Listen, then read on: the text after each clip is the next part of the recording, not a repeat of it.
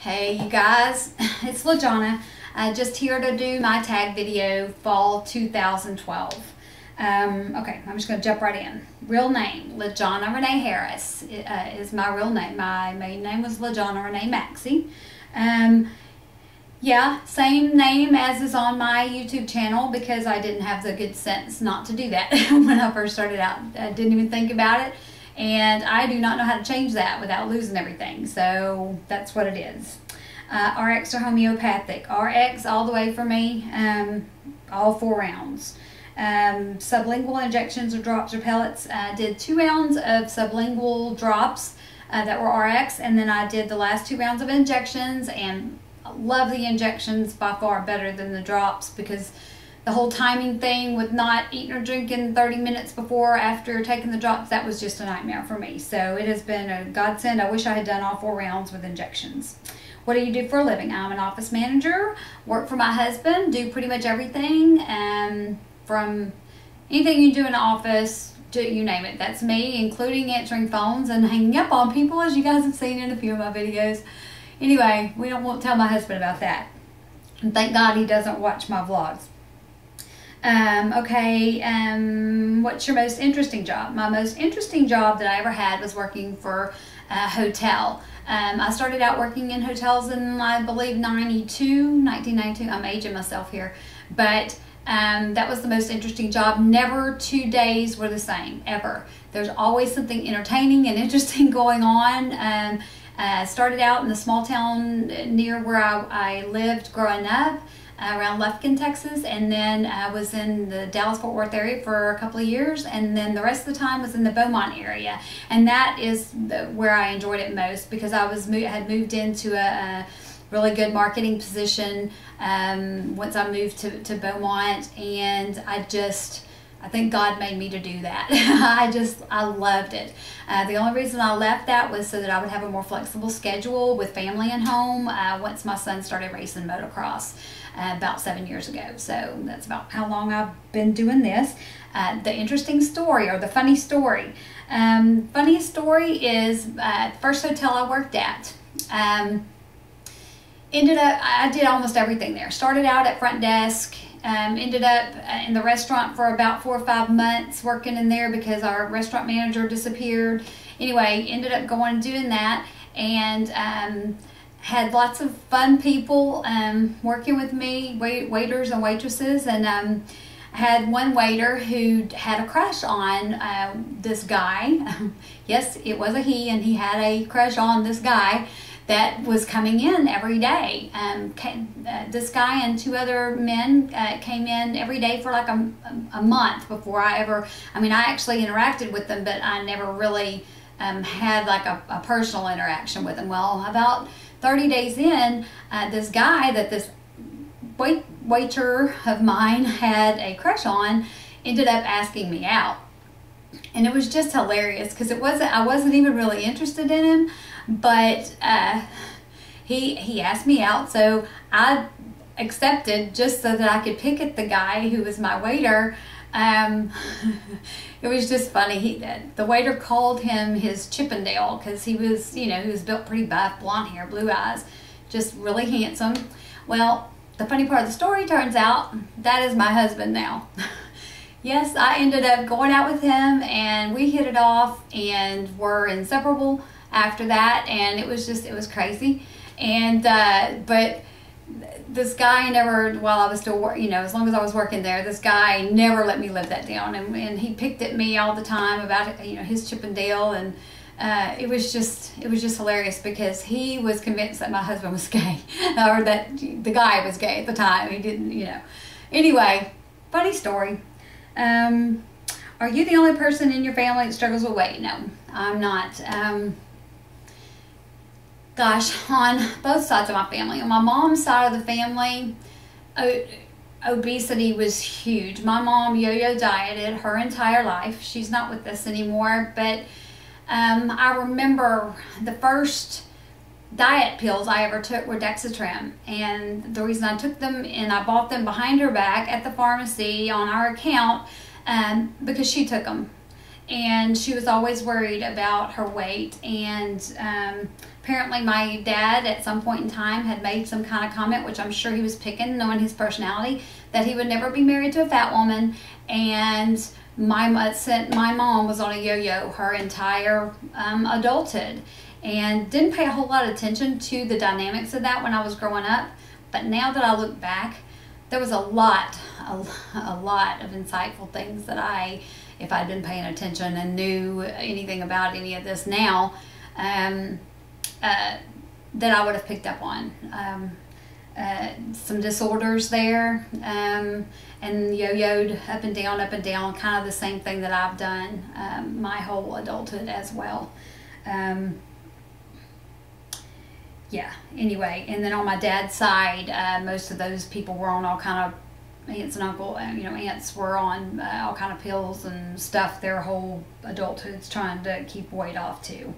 Have you ever tried any other weight loss program, and what were the results? Yeah, I've tried just about everything. I've done like I said, I think it was late junior high, early high school when I started doing that Dexatrin thing. I did cabbage soup diet. Actually, I ended up having an eating disorder pretty bad in high school. Dabbled with anorexia for a while. Got threatened by my parents about not gaining weight, so I started, because I just wanted them to see me eating, so I started the whole eating and thing with the bulimia, and then that turned into the binging and all that good stuff. That went on pretty much on a daily basis for about 3 years in high school. Before I ended up going to a full-fledged facility to help with that just after I graduated high school.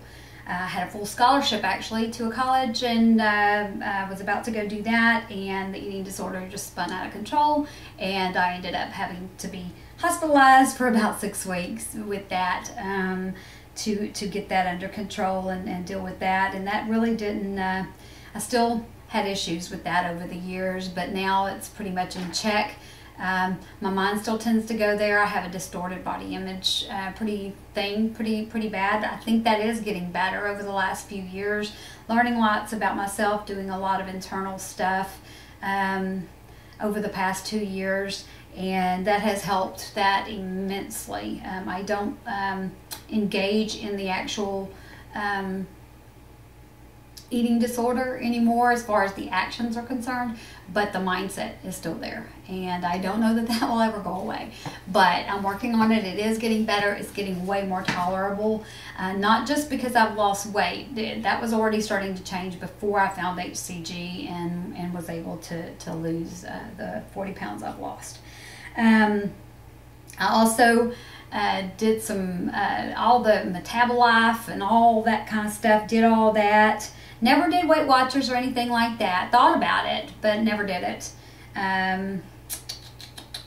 The results, of course, basically like I said earlier, everything that I tried worked for a little while, and then of course it always resulted back in the same thing. And what I found out, I think, about all of that, I'm going to give a little bit of insight. I hope this don't run long. But anyway, I am going to give a little bit of insight on that, because the whole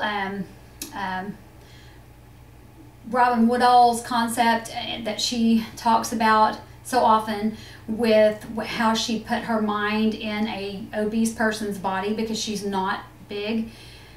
On her vlog, she talks about that quite a bit. Well, I've done both. I've blown up to 160 pounds for a 4'11" person, and I've been anorexic. I've been, 85 pounds and still thought I was fat and still had that mindset, you guys. I still felt like that insecure person, and that doesn't change. That doesn't change with your weight. It doesn't change. I mean, you might think it will, but a few things do change temporarily based on what we've done all these years.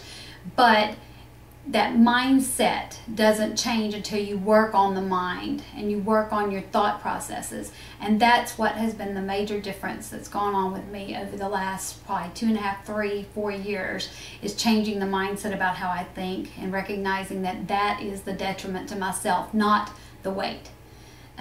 So that is just huge to me. And I just, when she said that so plainly in that video, I rewound it and just played it over and over and over, because it's so true. It's so true for me. It hit home for me. I mean, some of you who, you know, it may not be a big deal to you, but that was huge for me. Trying to finish up quickly. Worst weight loss thing I've ever tried was trying HCG without the Simeon's protocol. Went to a clinic here, gave me the HCG shots, went 2 or 3 times a week, lost a little bit of weight, but never was introduced, not one time to Simeon's protocol or any similar diet like that. I think it should be against the law that people are able to market that and tell people to do that. They shouldn't even be able to give HCG without it being in cahoots with Dr. Simeon's protocol, because it's pointless. Now that I've preached a sermon, I'll move on. Okay, chronic health issues. Do you believe that they are a result of abnormal fat? Definitely yes, that they were a result of abnormal fat, because what tipped me on over the edge to go ahead and try HCG, or to search for something, which is, I ended up finding HCG, was that I had developed high blood pressure and was on the verge of being diabetic, or whatever you want to call that, the hypoglycemic, whatever. And they were about to put me on blood pressure medicine, and I said, no, please do not. I don't want to get on blood pressure medicine. Give me a chance to get this, you know, to try to do something about it on my own. And that's when I went to HCG. I also had hypothyroidism, where I was taking medication for that, and I am off that as well. Since not long after I started HCG, that went away. So, vitamin D checked. No, I've never had my vitamin D checked that I know of. It's a good idea, actually, because I know that most people are very vitamin D deficient, and I don't take supplements actually for that, anything out of the ordinary, and I'm going to start doing that, because that has been on my list of to-dos for a while. Okay, what does HCG mean to you? Basically, it just means hope to me, because up until I found it, I didn't have a whole lot of hope. I had just, the way I was dealing with what had gone on in my life to have a more productive, healthy life, especially having the eating disorder background, was that I had just talked myself into just being okay with being fat.